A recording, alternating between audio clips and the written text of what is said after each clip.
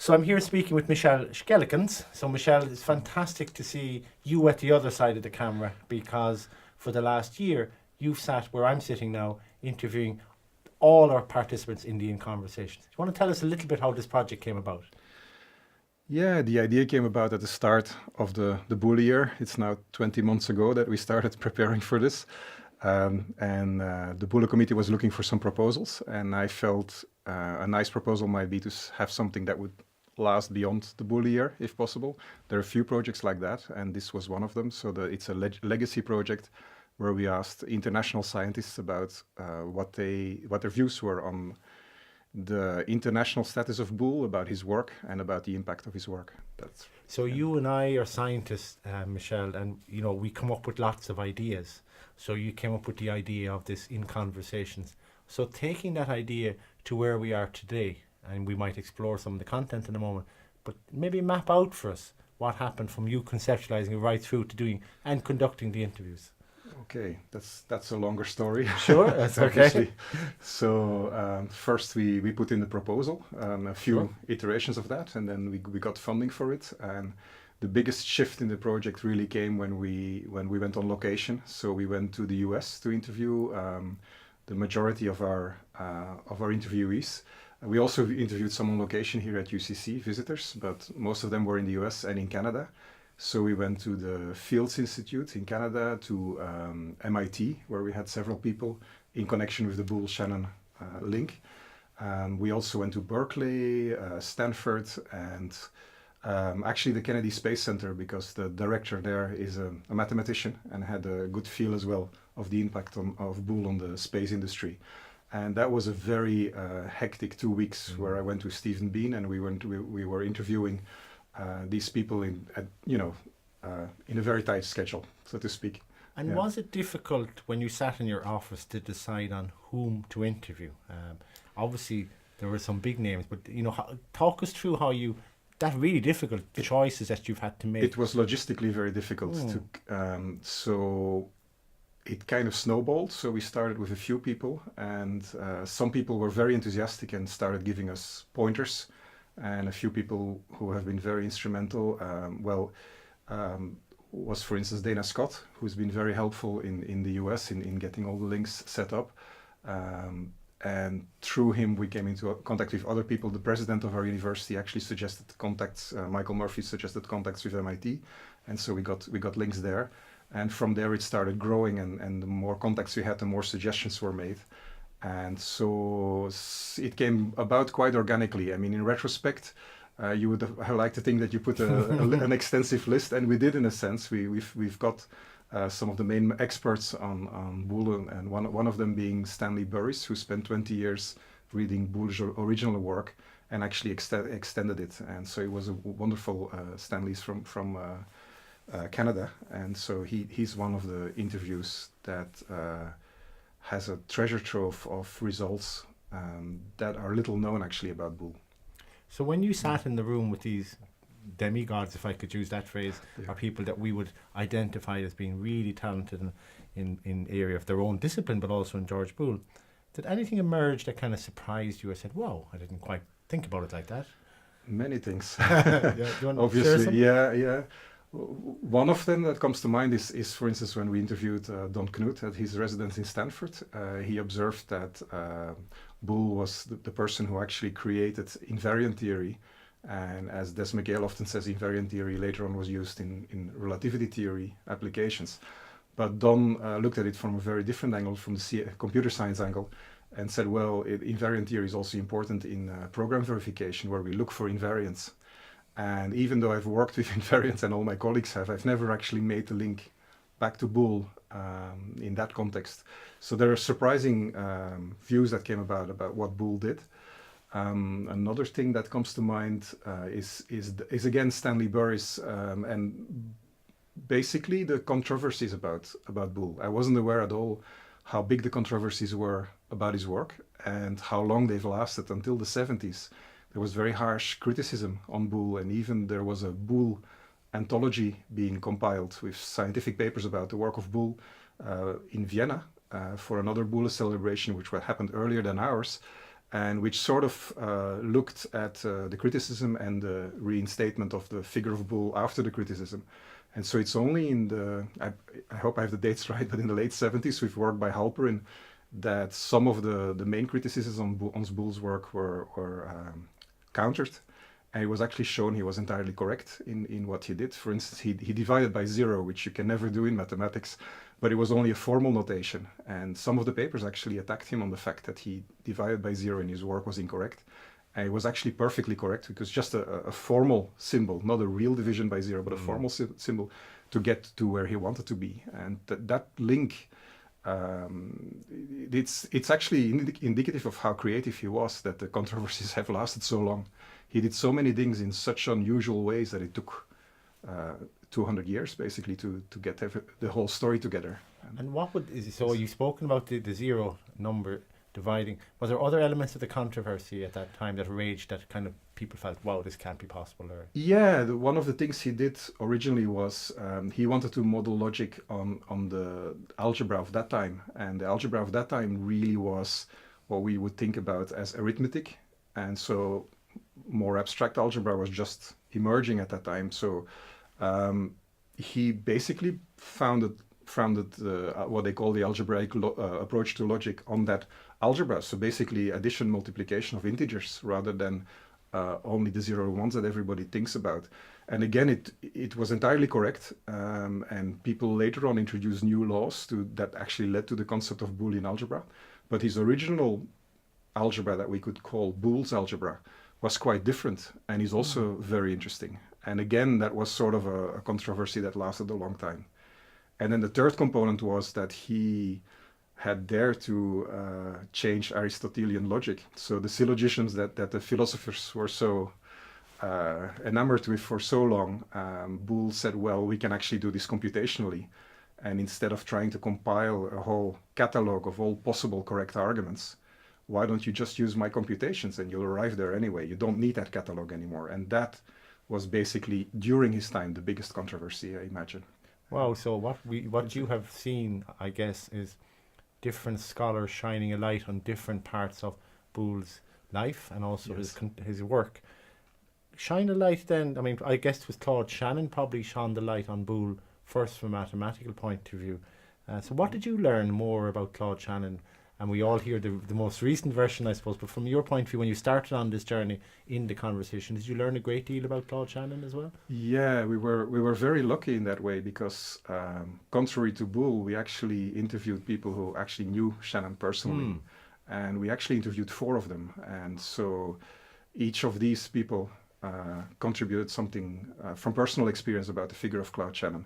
And so 3 of them were from MIT. So we have Bob Fano, Bob Kennedy, and Bob Gallagher. Those 3 interviews, which are online, really give personal accounts and very different viewpoints. So for instance, Bob Gallagher is actually wonderful in describing the creative genius of Shannon. I mean, I can't repeat it here, but I would recommend to look at his interview and see how he describes the way Shannon came up with all these ideas. Bob Kennedy gives very, very engaging description of the inventions that Shannon did and he's still known for, but they're kind of more on the gadget side of things rather than the scientific discoveries. For instance, the box he made where the hand comes out. So you have so if you press a button, there's a box, it opens, a hand comes out, presses the button again and closes up. Shannon is known to have ridden a unicycle. He walked on water, apparently, with some special device that he had. And Bob Fano actually told me, and I've never heard that story before, that he had a house by the lake and he had built what Bob describes as an aerial tramway. So basically a way to go from a hill straight into the water. And he had done that for the kids and, things like that. He was very practical for somebody who was so theoretical as well in nature. But isn't it very nice, as I was intrigued what you said at the beginning of the question, that people that knew him, I mean, I think that's something special, isn't it? That Absolutely. you can begin to understand the person, so we can read about great workers, great scientists, but actually someone always reaching out to someone who's actually known them and spoken. There's something special about that, isn't there? Absolutely. And it's sort of the right time to do it as well because Bob Fano is only a few years younger than Shannon. He's in the late 90s. Jack Cowan, who was from Chicago, also met Shannon. He was at MIT, during the golden era there, and he also gives some fabulous insights about the classes he took with Shannon. And so Well, it was really interesting. Yesterday we unveiled the bust of George Boole, and I think the president referenced that this was probably the first 3D image of George Boole, which I thought was really an interesting comment to make. Yes. You obviously got, if you like, a fourth dimension image, so you got of learning about the man and the person through Claude Shannon. Was there anything that kind of surprised you hadn't heard before, listening and learning in these conversations? Yeah, I've mentioned a few of them. Just trying to think back on some of the aspects. Definitely in Jack Cowan's interview, I was very fascinated. He had a neurological view on so Boole's basically propositional logic, and then how that all works with the mind. And those kinds of interviews were very fascinating for me. It's very different from my own area as well. So Jack Cowan gave some amazing insights in, for instance, models he created to predict what kind of hallucinations people can have. There's a certain 4 different patterns you can get when you hallucinate, and he had some mathematical equations to describe that. And he really saw that in the line of Boole, who tried to model the mind. So that was one of them. And Madhu Sudan had some interesting thoughts as well, an MIT interview on those things. Yeah.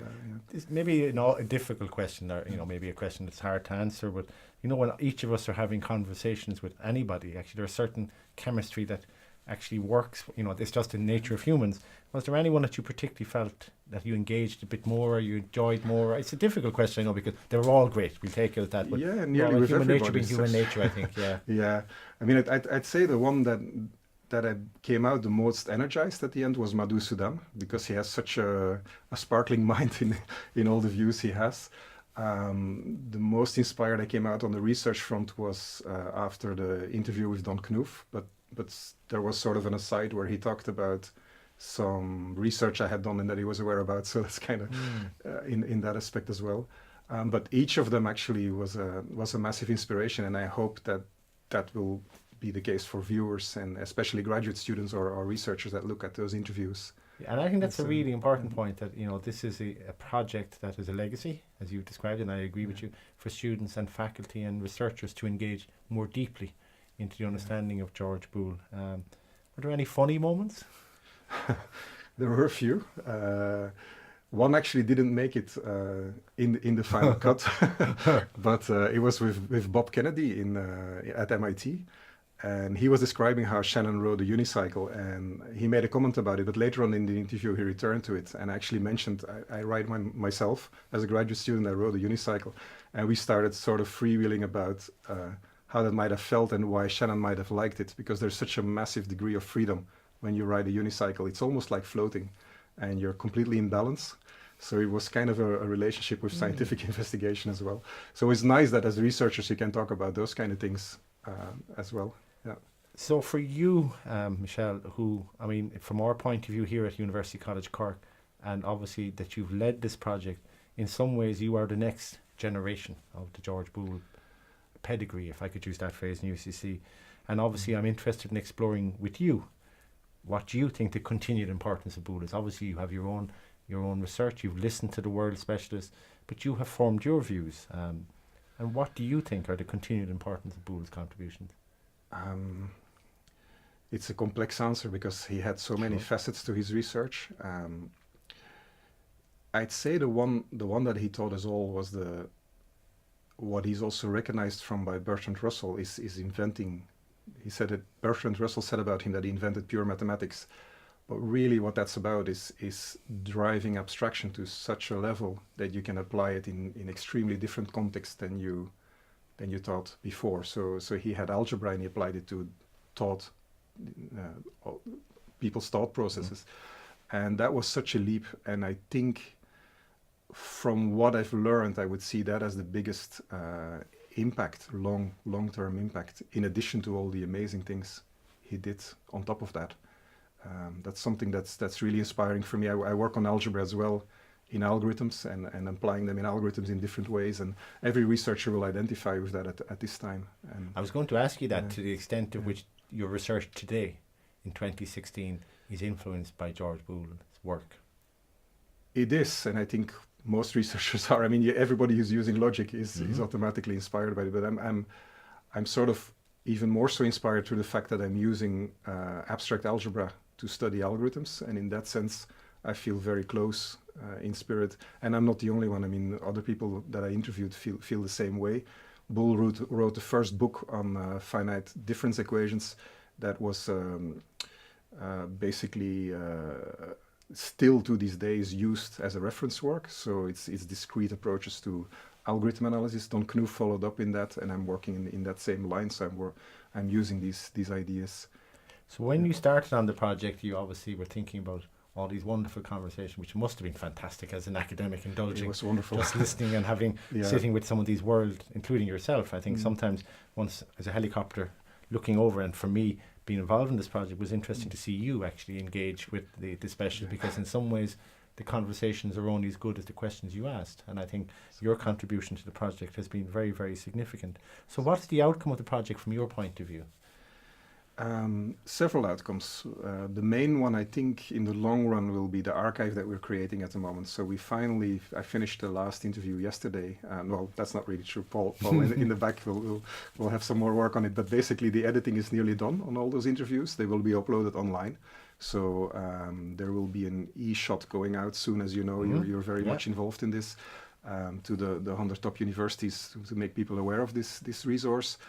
But those interviews, the high-quality versions, will be stored in an archive at the Boole Library of UCC, and I think that's a wonderful outcome, because let's say in 50 years, where I might not be around anymore, but researchers will still be digging into that and finding treasures of information, personal accounts on Shannon, unusual takes on Boole, and also the people who were involved in themselves, and they joked often about it, that they became historical figures already during their lifetime, and that's only going to increase with this.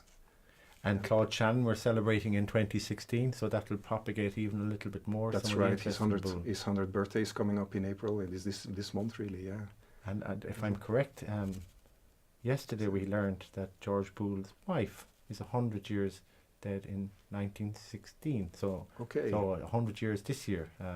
Which I didn't know, and it was just that another little glimpse from Desmond Gale yesterday, which was wonderful. Yeah. So was there anything that you kind of said, wow, I wish I had done that part of the project? Was there any gaps that you felt that maybe we can revisit at some point? We could. I would have liked more logicians involved in the interviews. We had Dana Scott, but I feel, and Stanley Burris to some extent also, but I would have liked a few more logicians in there in the longer run. I would love to see something happen on Boole's daughters. Maybe not by myself, but by the university in the longer run. Especially Alicia Boole and the 4D interpretations of those geometric objects that she did. She had the same capacity or similar capacity as her father, and he never taught her. So he already passed away before she had a chance to get any tutoring from him. She definitely would deserve a special place at UCC as one. Of course, all the Boole daughters were special, but one more special than others. Yeah. Well, for me, I may be biased. Sure. And so, if you can imagine, well, whatever about you, I won't be here. Let's say in 50 years' time, what might people think about this project, and what would you hope them to think about this project in 50 years, 100 years' time? I hope some historians will be very happy that material exists. When I was at MIT and I talked to Muriel Medar, she says it's actually amazing. People are so busy as academics. We don't have time to record the famous people of our time. And she said, I think even for MIT, it's a treasure trove in the longer run. But definitely, if you look at the names who have been involved, of course, some of them have been recorded many times, but others more rarely. And I think in that sense, I hope it will be of service to the community. That's what I hope. So, Michel, can I say congratulations? Can I say thank you on behalf of the academic community, past, present and future, for our students, for our scholars, for making all of this happen in this great conversation. Thank you, Michel. And thanks for your support, John.